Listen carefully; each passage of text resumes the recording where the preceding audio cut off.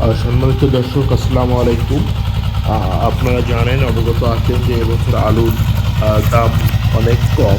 বিশেষ করে যারা আপনারা আলু করছেন তারা আলু করে অনেক ক্ষতিগ্রস্ত হয়েছে এবং সামনেও ক্ষতিগ্রস্ত হওয়ার সম্ভাবনা থাকতে পারে।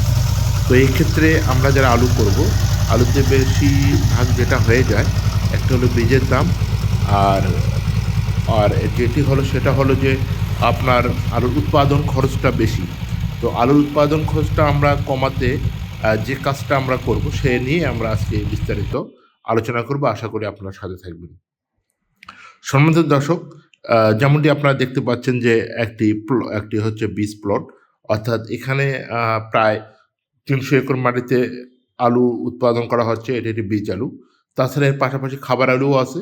তো যেমনটি হয়, যখন বীজ আলু উৎপাদন করা হয় সেক্ষেত্রে কিন্তু বীজের কোয়ালিটি মান ভালো রাখার জন্য যারা বীজ উৎপাদন করেন তারা কিন্তু সবসময় এই বিষয়ে সচেষ্ট থাকেন।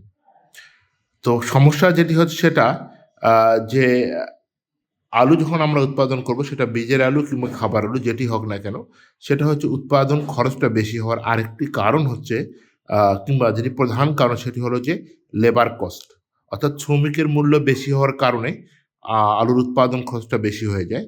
তো আলুর উৎপাদন খরচটা বেশি হওয়ার কারণ সেটা হচ্ছে আলুর স্প্রে, অর্থাৎ আলুতে আপনারা জানেন যে আলুতে আর্লি ব্লাইট, লেট ব্লাইট দুটোই দেখা যায় এবং তাছাড়া অন্যান্য পোকামাকড়ের জন্য প্রচুর স্প্রে করা হয়।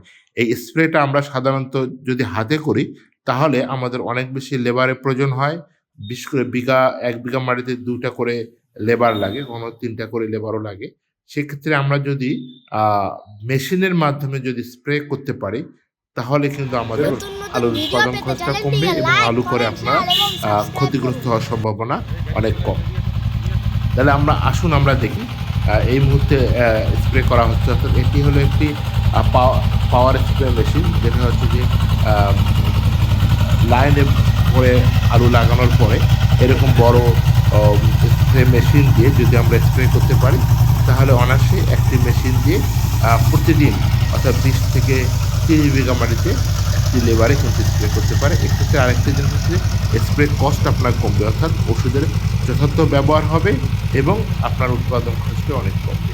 তো আমরা একসঙ্গে যদি আমরা জমি চাষ করতে পারি তাহলে আমরা এরকম মেশিন দিয়ে আমরা স্প্রে করলে আমাদের জন্য অনেক সুবিধা হবে।